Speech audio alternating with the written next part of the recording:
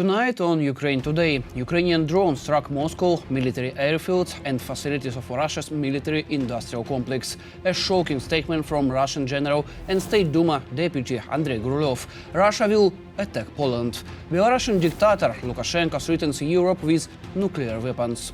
Tensions rise between Russia and Azerbaijan as Turkish President Erdogan openly supports Baku.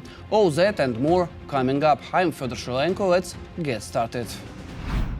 Drone strikes inside Russia. Ukrainian drones hit multiple Russian regions overnight. Explosions were reported in Moscow, Cheboksary and in the Voronezh and Saratov regions.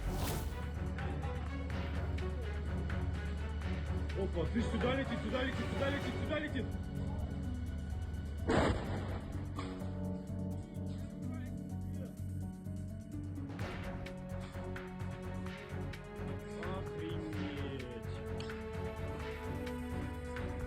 In Cheboksary, drones targeted a defense plant that produces Cometa antenna systems designed to protect Russian drones from Ukrainian electronic warfare. In the Saratov region, strikes hit the Angels military airfield. Ukrainian forces also reported successful hits on the Borysoglebsk airfield in the Voronezh region, destroying guided bomb stockpiles, a training combat aircraft and possibly more planes.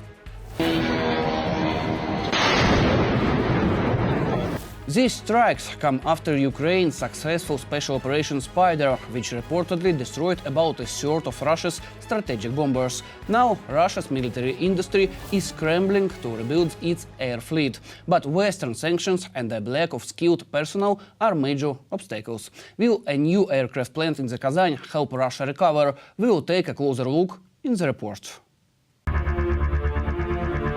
Strategic aviation is Putin's main headache, and it has been for a long time. The Russians are constantly trying to scare the West with their nuclear triad. But one of its elements has always been lacking. Strategic bombers have long outlived their usefulness, and Russia should have done something about it 20 years ago. They wanted to solve this problem with the so-called Advanced Aviation Complex, Poslanik. And Tupolev Design Bureau started working on this back in 2007. Then in 2009, the contract with the Ministry of Defense was renewed for R&D on the development. But during this development, problems arose that Russia was unable to solve. The project gathered dust in storage and progress was slow. A helping hand was extended by the Ukrainian Security Service SBU, which destroyed a third of Russia's strategic aviation.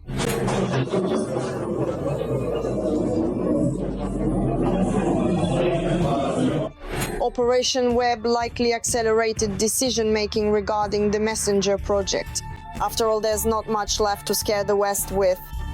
As a result, Russia began to actively search for a solution to the problem. And the first step was to expand the Kazan aviation plant, the only facility where strategic bombers are produced. The expansion is on a global scale. According to satellite images, the largest of the new hangars is the size of 3 football fields.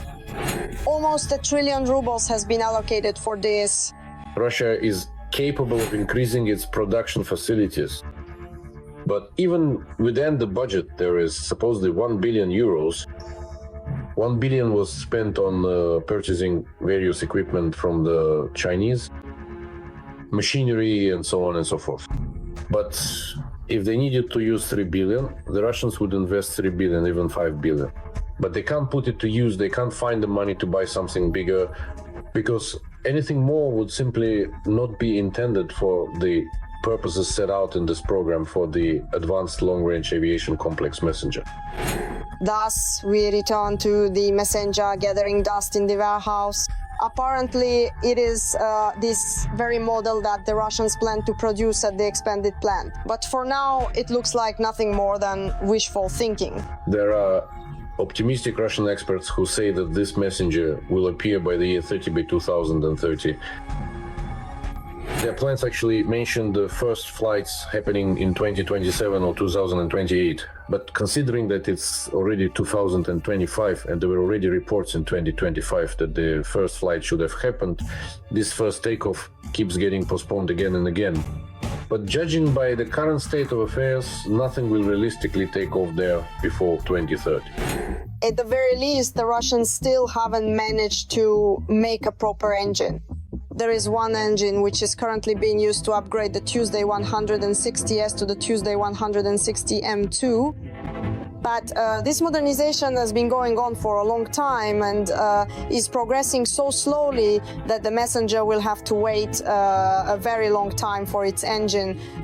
After all, besides the new old bomber, the Russians also want to finally finish modernizing their Tuesday 160S. This will also be handled at the Kazan aviation plant. Right now, for the Russians, modernizing the Tuesday 160S is a more realistic way to support their strategic aviation. There's no engine and there's no plane. There are problems with the planes and there are problems with the engines. So building the airframe is, well, let's put it this way, is the first step in the process of creating or reviving some kind of aviation industry. But aside from being a real estate asset where a decent amount of money can be spent, for now there isn't, let's say, a technological base behind it that can field these buildings and lead to the serious production of aviation equipment for strategic aviation. So for now, we're just waiting for the amount allocated for the plant's expansion to grow from 1 billion euros to several billion. After all, building factory buildings is not a quick process, whereas villas are built much faster, which is certainly something that makes Ukrainians happy. For now, the Russians are claiming that the plant expansion will be completed by the end of 2026. But who knows? By the way, drones have already paid a visit to the Kazan aircraft plant.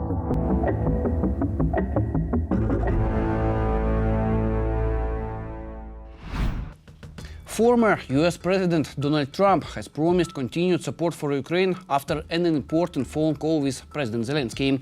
Trump said it was a good conversation and reaffirmed Washington's ongoing aid to Kyiv. It's worth noting that Trump previously said after speaking with Putin that the Kremlin has no intention of ending the war. In occupied Kherson, Ukrainian intelligence agents blew up a Chevrolet Aveo carrying 3 Russian drone operators from the Bars unit. That group is commanded by Dmitry Rogozin, former head of Roscosmos. You might remember Rogozin for his Twitter arguments with Elon Musk back when he still ran Russia's space agency. Just a month ago, during tensions between Trump and Musk, Rogozin even invited Musk to join the Bars unit.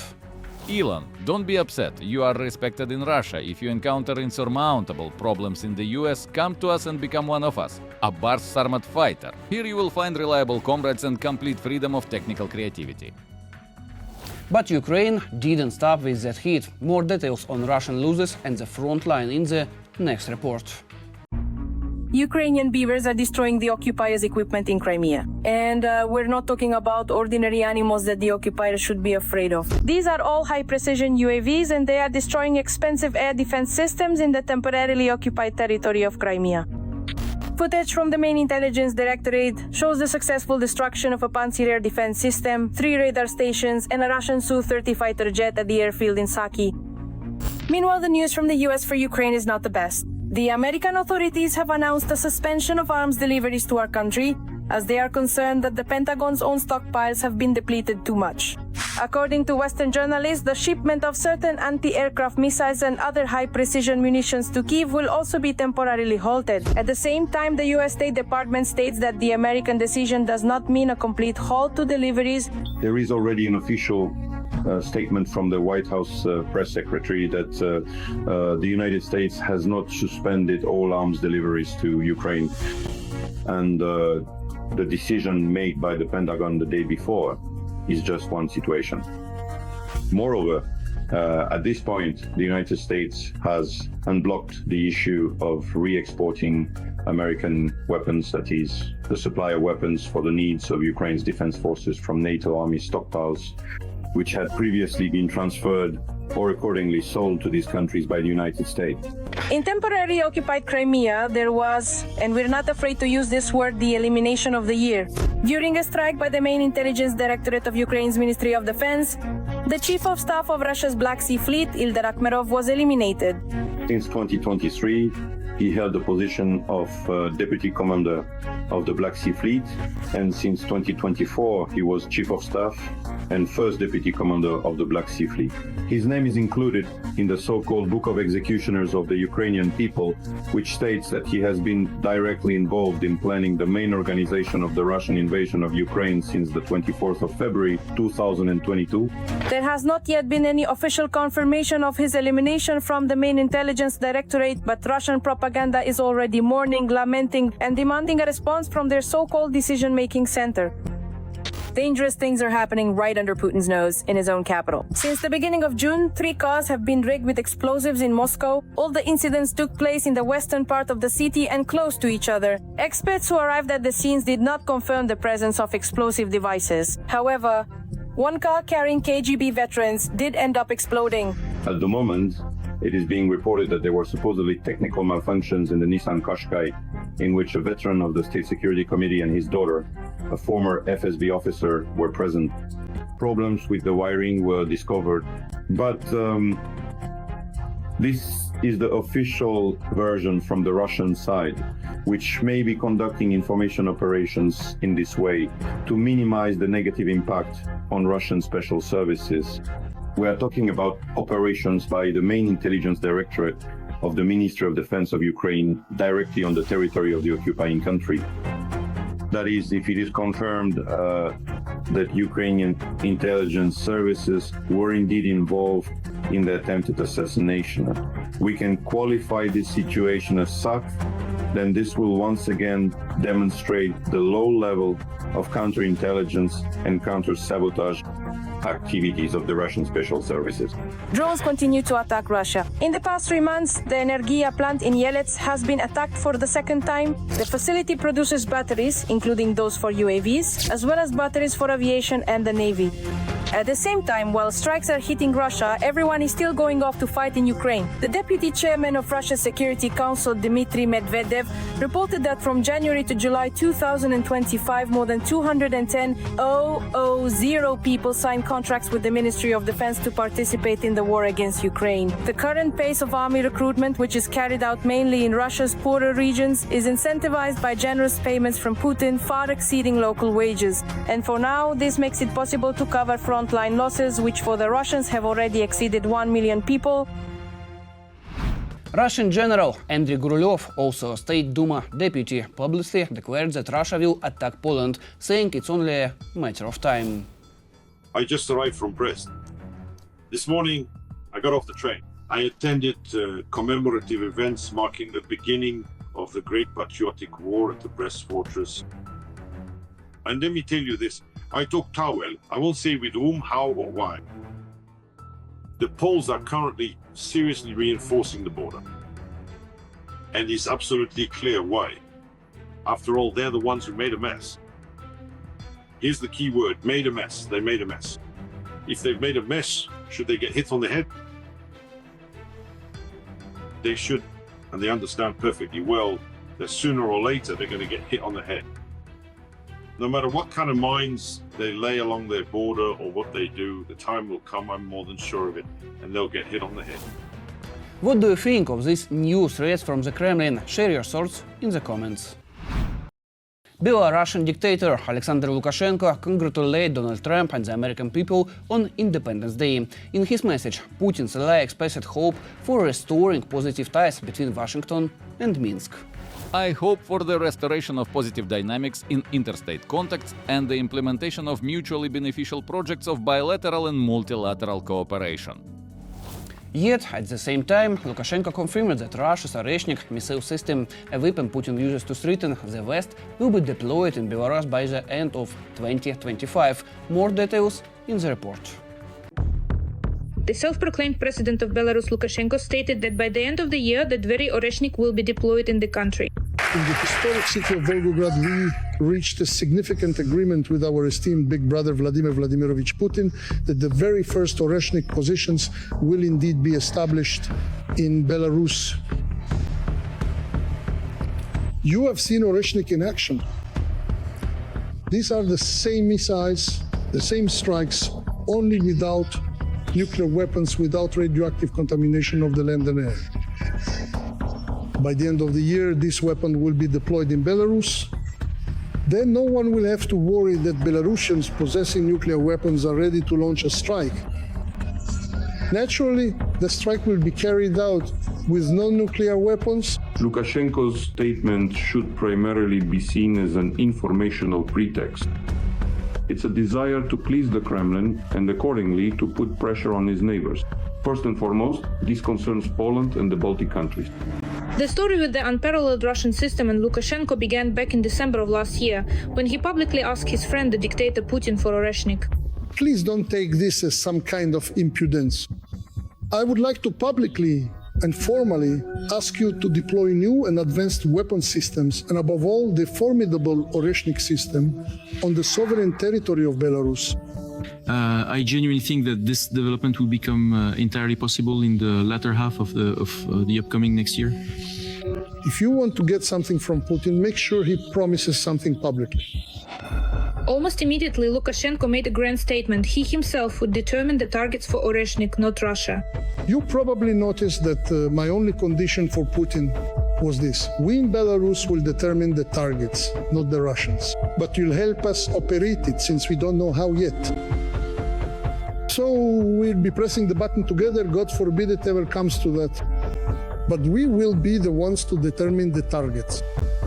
He agreed. And this is despite the fact that intelligence reports indicate that the Oreshnik project is not quite as successful as it is being portrayed.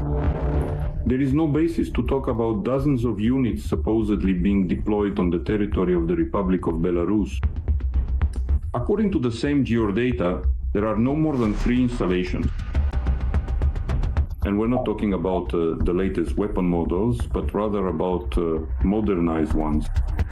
The Russian economy has effectively overheated, and the Russian Federation simply does not have the means to finance such costly projects. And then a real circus began. The Belarusian dictator started telling tall tales about the timing and number of those very Oreshniks almost every time he appeared in public. Vladimir Vladimirovich and I did not set any deadlines. First of all, there's no rush. Of course, I understand that Russia needs this Oreshnik too and so on. It's not urgent. And besides, it's not that simple. When I said 10 complexes, well, I was joking. Lily listened. Later, Putin and I stepped aside. He told me, listen, you said 10, but I never promised you 10. I said, well, I didn't. He said, you just said 10. He said, we can't make 10 that quickly. I was joking with the journalists. Of course, I understand 10 complexes. Are you serious? That's a huge amount of money. Sometimes Oreshnik will be ready by the end of the year. Sometimes it's unclear when. Sometimes it's literally tomorrow. For us, Oreshnik will be ready literally any day now. We agreed with President Putin that the next installation will actually be delivered to Belarus even earlier than to Russia. Then it turned out that the fatherly manager didn't know that, as it happens, the launches for Oreshnik are made on the territory of Belarus. Recently, Vladimir Vladimirovich called me and said, listen, you keep talking about Oreshnik. I said, well, you promised me. No, he said, that's not what I mean. Do you know that most of Oreshnik is actually made in Belarus? I said, that's the first I've heard of it. Well, look into it. So I started looking into it. And it turns out we've actually been producing these launches for a long time. The rockets are Russian. I said, well, that's great. We'll get a few rockets and we'll make the launches ourselves. By the end of the year, I won't say how many, but we've already created these launches. Experts say that stories like this from Lukashenko are, among other things, a form of propaganda. Moreover, there's another very telling detail. This statement about Lukashenko was made on the eve of possible new meetings between the Ukrainian and Russian sides as part of the so-called Istanbul peace agreements. In other words, we're talking about a deliberately planned statement by the Belarusian president. And I wouldn't rule out that it was prompted by the Russian side. In this way, they aim to exert military and political pressure on the Ukrainian leadership. Lukashenko can make up as many stories as he wants for his domestic audience. After all, no one in the West believes this for a second. But empty threats alone won't put any real cards in his hands.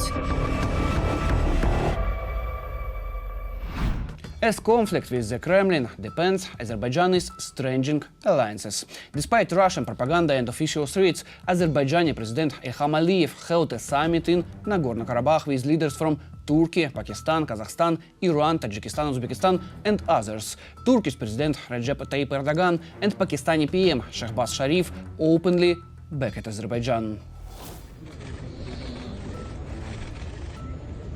Turkey, Azerbaijan, Pakistan, Zindabad.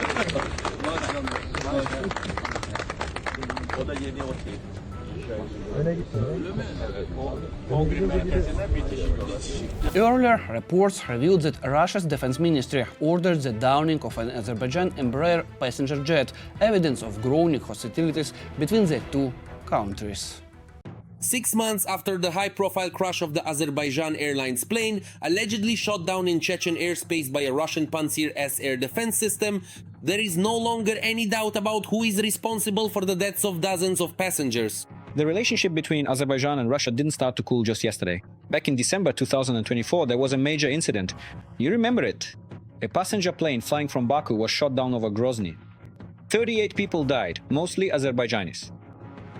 Immediately after the disaster, the Azerbaijani Ministry of Transport stated that the plane was in perfect working order and that the damage was caused by external objects. Baku also stated that they possess a fragment of a Pantsir S missile, which was recovered from the plane and identified by an international investigation. Moreover, according to the Azerbaijani press, fire was opened on the civilians by order of the Russian Ministry of Defense.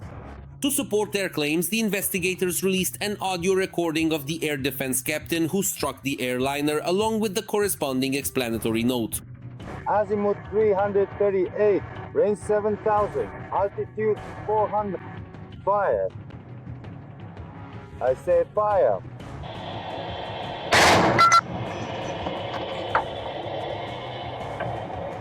Missile away. Interestingly, these new clear pieces of evidence of the Kremlin's crime against the Azerbaijani people emerged at a time of extreme tension between the two countries. Russia did not apologize, and Russia refused to acknowledge its responsibility.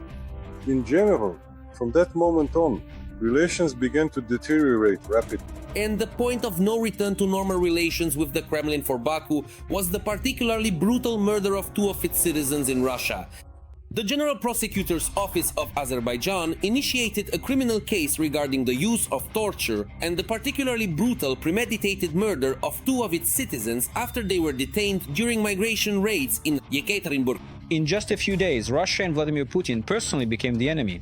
All Russian concerts have been cancelled on Azerbaijani television, notes of protest have been issued, and overall Baku's clear course toward escalation is evident. The Kremlin could not have imagined anything like this even in its worst nightmares. Literally overnight, Azerbaijan went from being a country neutral toward Putin's policies to a fierce opponent of the Kremlin regime. Both pro-government and independent journalists in the country have stopped choosing their words when speaking about the Russian Federation. If previously official Baku media tried to avoid openly criticizing the Kremlin, now the debate has broken through all the usual boundaries. All major Azerbaijani media outlets, from state-run channels to news agencies, have voiced outraged comments directed at Moscow and Vladimir Putin personally. For example, as early as the 29th of June, in the evening news broadcast of the state television channel AZTV, Russia was openly called the prison of nations, directly referencing the infamous nickname of the Tsarist and Soviet empires. The anchor addressed the president of the Russian Federation in an almost familiar tone. "What's the matter, dear Putin? Are you really so troubled that Azerbaijan has become a strong regional player, has, for the first time in 200 years, regained its territories and defended its national interests? That the world stage recognizes President Aliyev as a strong leader?" Moreover, the Kremlin has nothing to say in response to official Baku.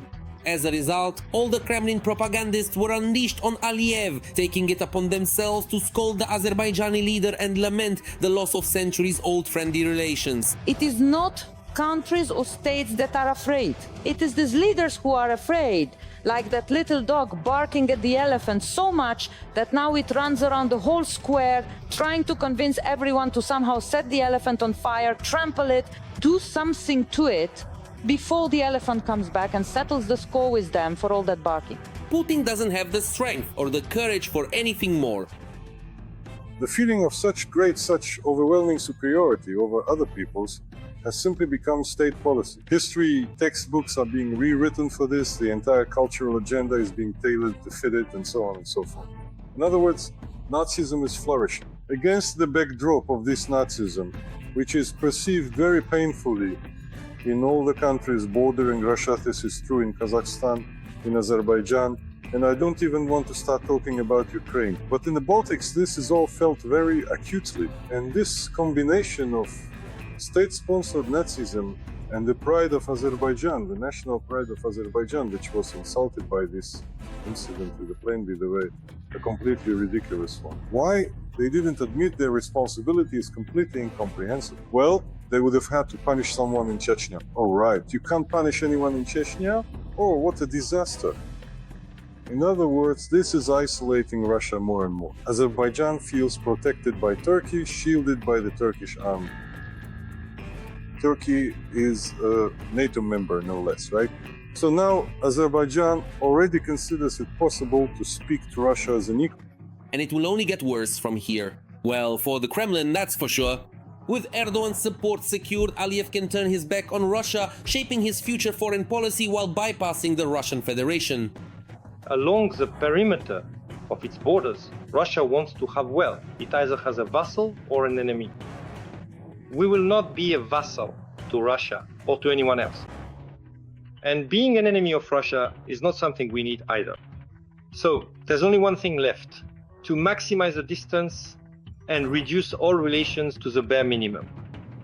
And analysts are convinced that after everything that has happened, the Kremlin is unlikely to regain Aliyev's favor, let alone the trust of the Azerbaijani population toward Russia. As a result, Putin has lost yet another country he considered a partner. That's all for today. Thank you for watching to the end. Don't forget to subscribe, like and leave a comment below. See you next time. Glory to Ukraine! Every voice matters. Join our community, support independent journalism and help us bring you the truth from Ukraine. Become a member of Ukraine Today. Join us now.